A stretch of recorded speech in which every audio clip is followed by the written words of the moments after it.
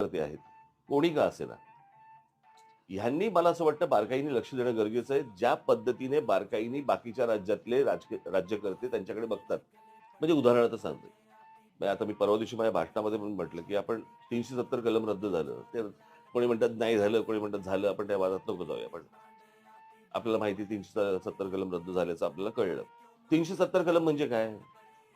तर जिथे तुम्ही जागा घेऊ शकत नव्हतात, तिकडे आता तुम्ही जागा घेऊ घेऊ शकता. शकता. मग हे फक्त काश्मीर आहे का? तुम्ही हिमाचल प्रदेशमध्ये जाऊन तुम्ही स्वतःची 1 इंच जमीन घेऊन दाखवा. तुम्ही आसाम, मणिपूर आणि हा सगळा जो भाग आहे त्याला जे आपण ज्याला 7 सिस्टर्स म्हणतो आपण, तिकडे जाऊन तुम्ही 1 इंच जमीन घेऊन दाखवा. लांब कशाला जा? तुम्ही बाजूच्या गुजरातमध्ये जा आणि इतर राज्यातनं कोणी तिथे जाऊन ॲग्रीकल्चर लँड विकत घेऊ शकतो का ते बघा. म्हणजे आपल्याकडच्या शासनकर्त्यांनी, राज्यकर्त्यांनी पक्षीय मतभेद बाजूला सारून मला असं वाटतं या मराठी या गोष्टीकडे बघणं खूप आवश्यक आहे. नुसते भाषा दिवस साजरा